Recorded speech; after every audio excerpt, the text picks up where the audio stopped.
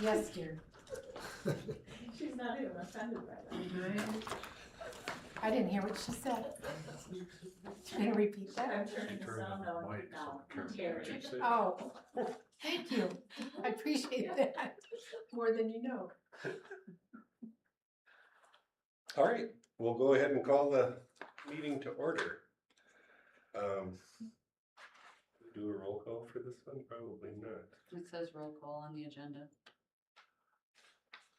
Okay, then we'll do a roll call. Will Ms. Engel lead the roll call, please? Okay, Terry Engel here. Kelly De La Cruz here. Lauren Shainrock Here. and Rick Schultz. Here. Pat Tyre, absent. Aaron Phillips, he's absent. And Amy Erke. She's supposed to be coming, so. Amy's supposed to be coming? Yep. Okay. All right, we have an agenda in front of us. The first item of business is the tax and budget hearing. Mr. Mayak or Carla, would you like to lead that, please? No. That's right, the Carla. Don't fight over it. Okay, I think what we're gonna do this year is we're just gonna, assume you guys have all went through the PowerPoint thoroughly. And I will just open it up for questions, cause Deb here has gone through it. Let's see, Angie, how do I turn my computer on?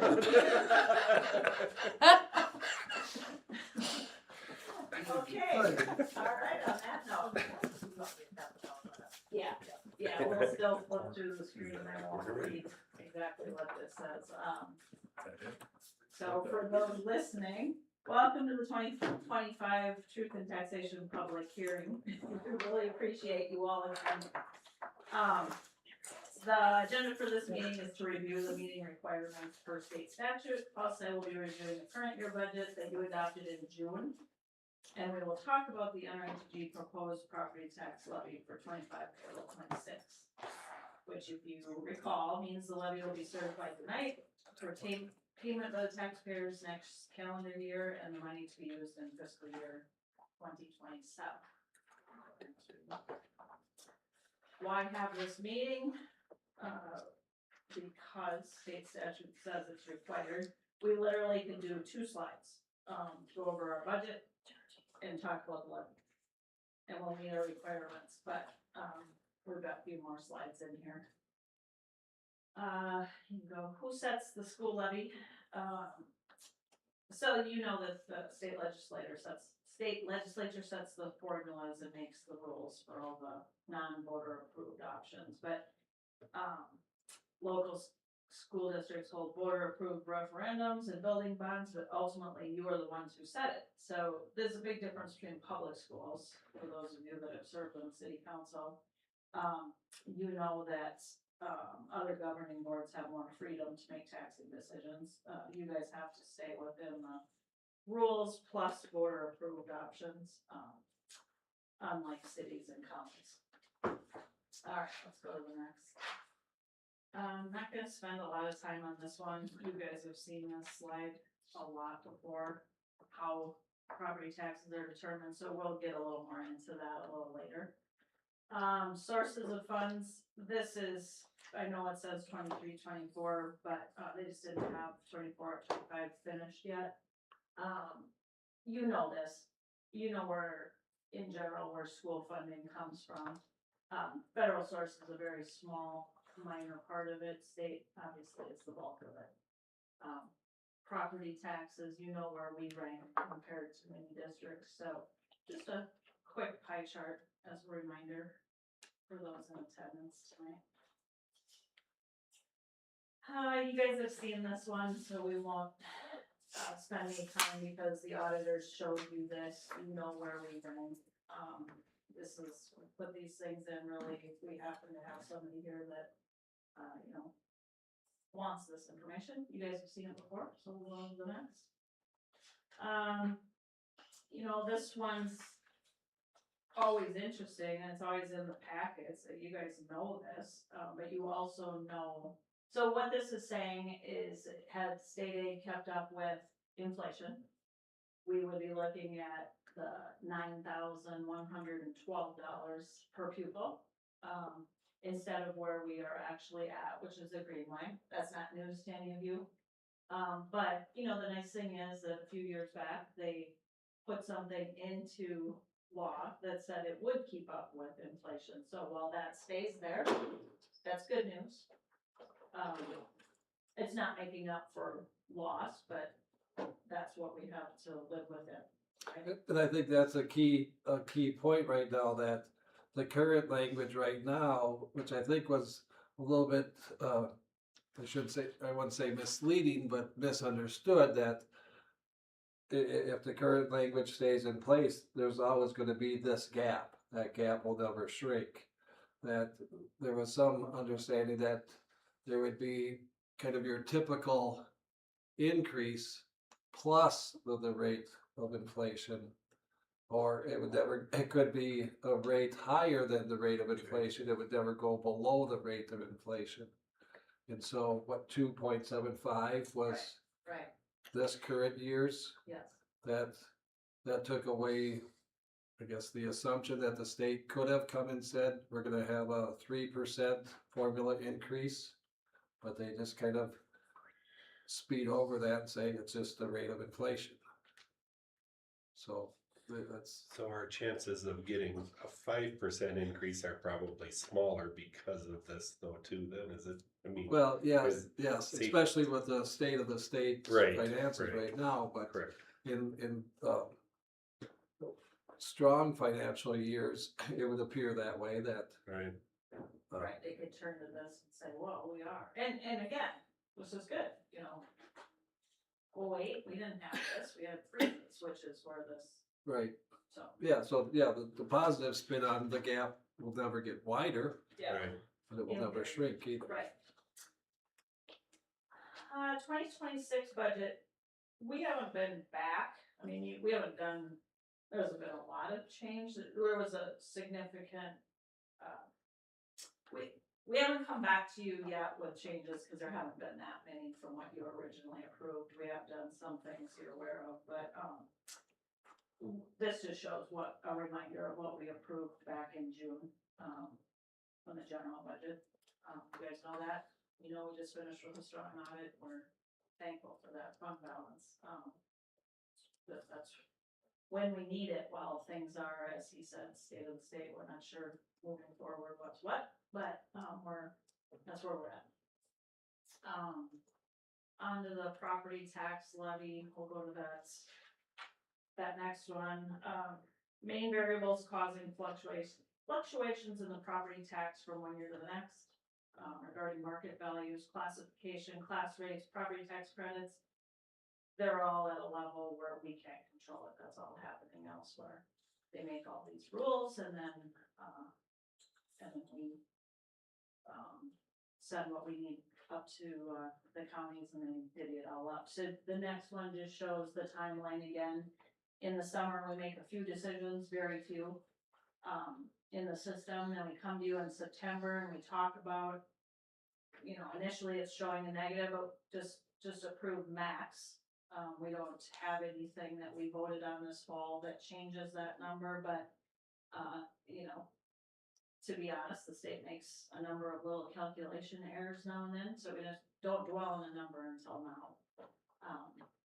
So we did that in September. We here didn't have any elections this year, unlike many did, and then here we are too, from November 25th to the 30th, holding our required meeting to answer questions, and then in 26, those taxes will be collected.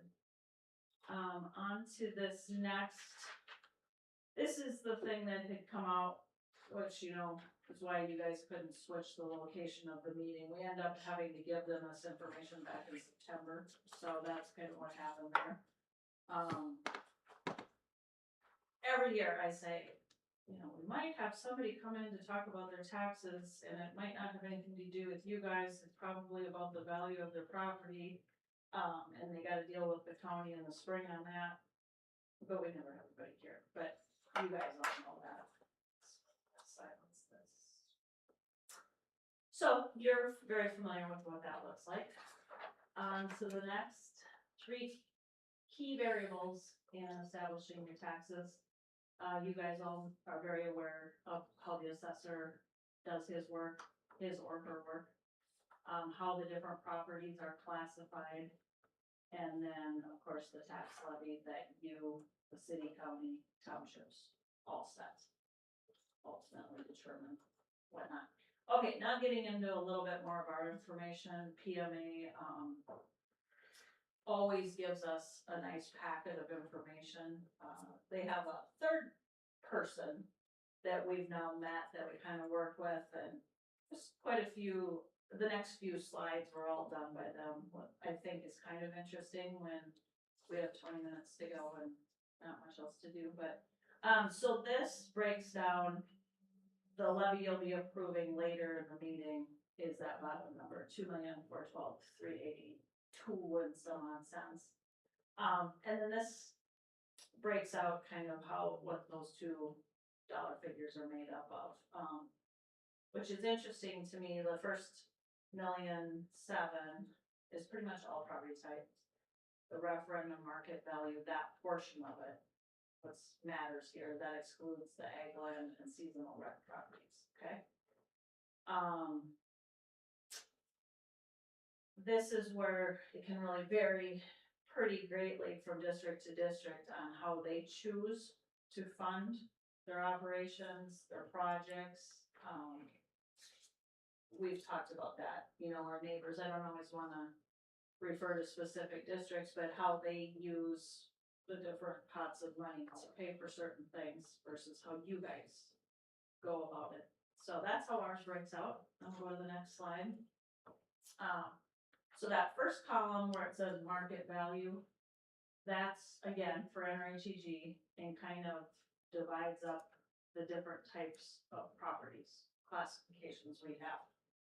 And I mean, it's not news to any of you, I think where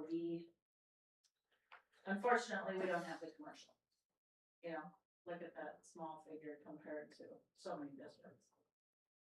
But we're very lucky to have all of that ag land. So then we go back, you don't have to go back, but that previous slide that divided it up. So here now that referendum column is that small amount of money. And that's how it gets divided up. That, as the slide says, is how we pay for operating referendums if we had one. Local optional revenue that we all get equity to. So that's 28% of the total levy. That's how it's divvied up. And then we go over to that net tax capacity, that bigger, the 72% of our levy, which a lot of that is capital money that help pay for buildings. And then that's how that gets divvied up. So again, you see the 62% goes against ag land. Okay, and why that matters is you're gonna see coming up that ag to school credit, why that is just so valuable for our district. Okay, you can go ahead.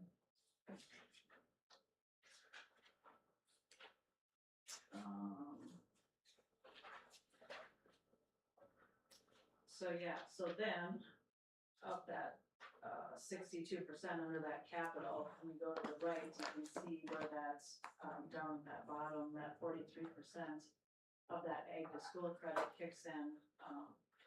Just something, again, for those that don't remember, we didn't have that ahead of 2017. Our ag people were paying that, and that credit back just helps us so much. And it's just that we always like to remind you, it's money coming from the state. It's not money coming from your neighbors in the city and the different property owners within. It's money coming from the state and off of our ag land. So I guess any opportunity we have to do the bonds, and we've learned that with some of the LTFM projects, by bonding that we get some of that help from the state. So it's been a really good avenue for us to go down. Is that maxed out now? I recall when that was implemented, it was a stair Yes. step. Yeah. We are at maximum. Yeah, funding really from- good question. That is maxed out, and we get the impression from the PMA guys that There isn't, we don't expect it to go away. Right. It's so important. No, And that's what I were concerned when they were implementing it, that it would be a short-term type, yeah, but it seems bipartisan and, yeah, for sure. And a couple sessions ago, we were very optimistic that that was even gonna get ratcheted up a little bit more. right, Now, if we can just keep it at that, where we, and is 43% the figure, so local is paying the 57, and, so. or is that a, It's a 70% Yeah, credit. okay. But of that, the way that those bonds are just, set up, 43% of that payment comes from that credit, okay, so. cause I just told someone today, I think it's about 70% of that's Yeah, covered no. through that, so. good. Yeah, that's really good. So Oh. had that person, if you hadn't told them that, would they have come to the meeting? I'm not sure, yeah, no, Okay. I knew it was out there. So then this one again, our district, it's a home valued at 225,000, and it just kind of divvies up on their property taxes. The school portion estimated is about $406, okay?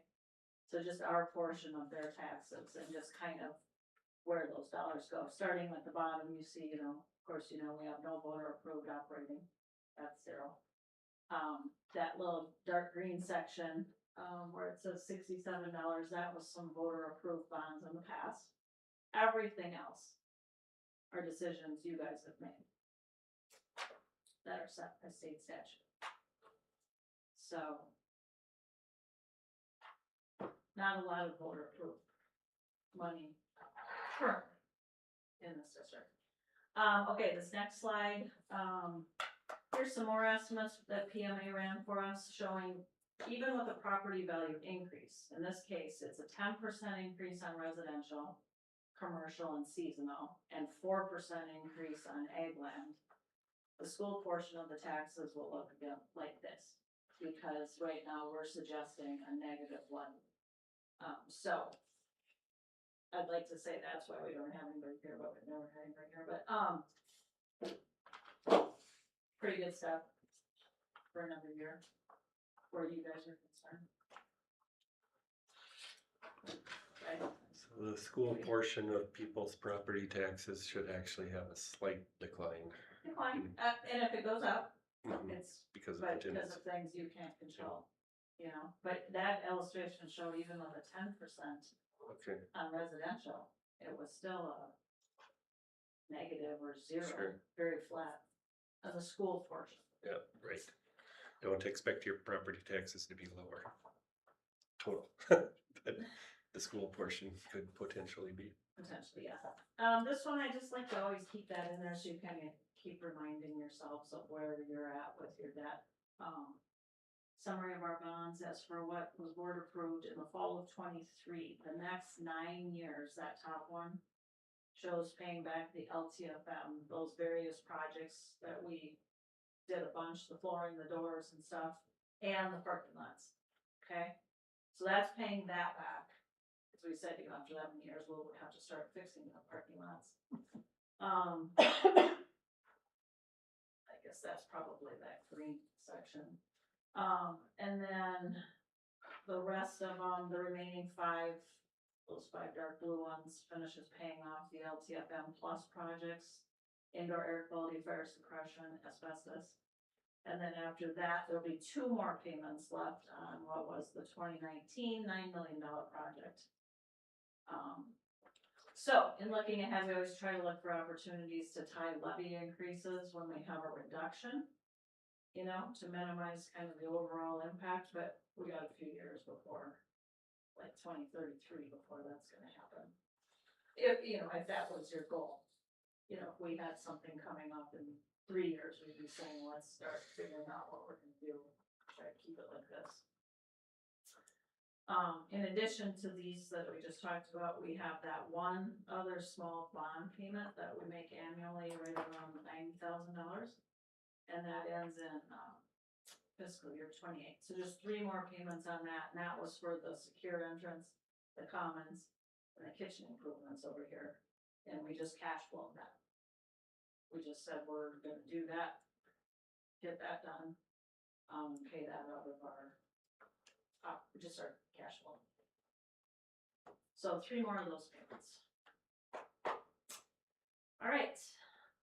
The actual numbers for the levy then look like this, haven't changed much at all, since September. So just a little reminder, and, you know, by the way, you guys have links to the actual full levy report and all the things, but it's dreadful to look through, but, 3 years ago, you approved an overall 25% increase levy, with the bulk of those dollars being in the debt service fund tied to the projects. Since then, you've asked for a 1.82 and a 2.7 overall increases. And this year, we're seeing a reduction of over 2%. So, that's just a little bit of the history. And then,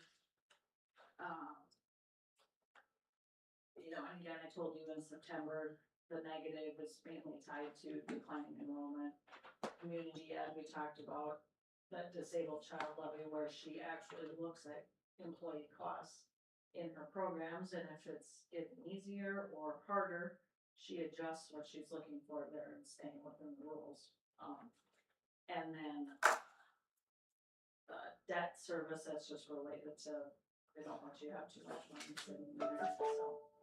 Anyway, that's kind of what leads to the negative levy. The last one is the board, a sample of what the resolution would look like in the meeting later, where you actually make a motion and approve that. And finally, questions, comments, thoughts, or bathroom break.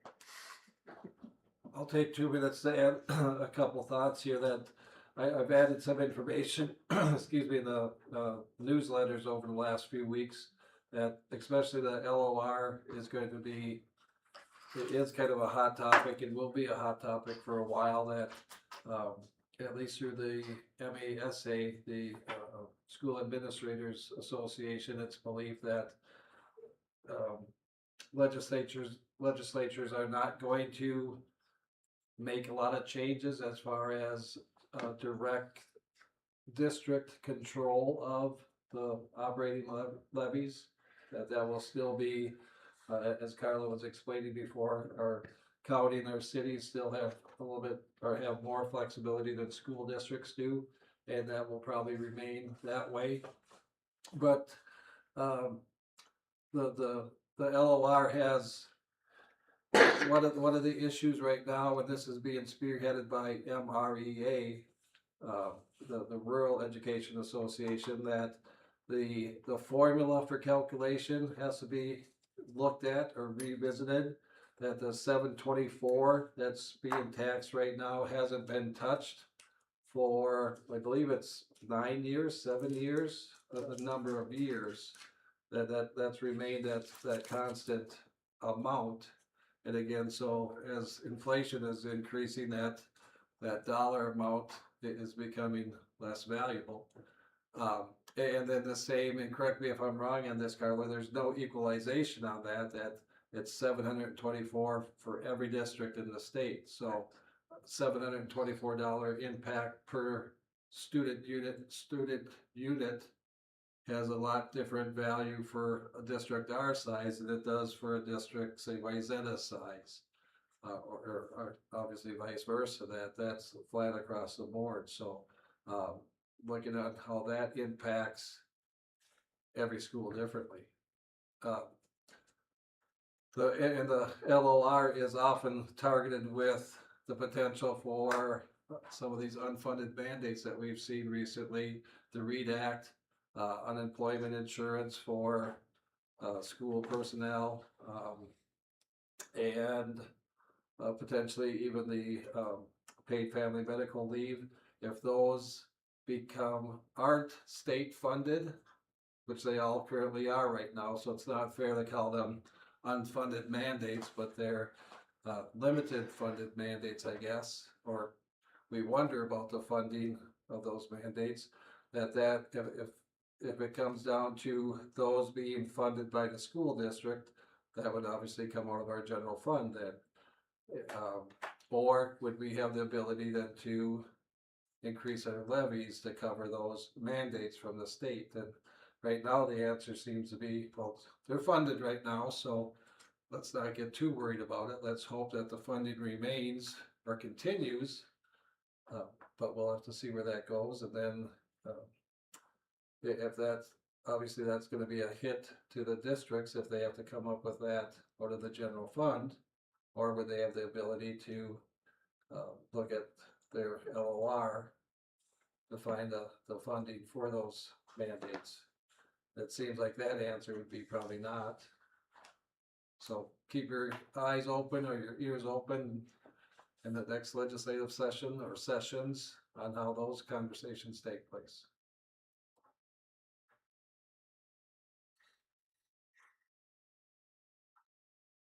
Anything else? If not, I would entertain a motion to adjourn the truth and taxation portion of tonight. Move to adjourn, truth and taxation meeting. Second. Motion made by Mr. Schoenrock, seconded by Ms. D. LaCruz to adjourn. All in favor, say aye. Aye. Opposed? Motion carries. We are adjourned and we'll crank it back up in 5 minutes. Thank you, Carla. Yeah, thank you, Carla.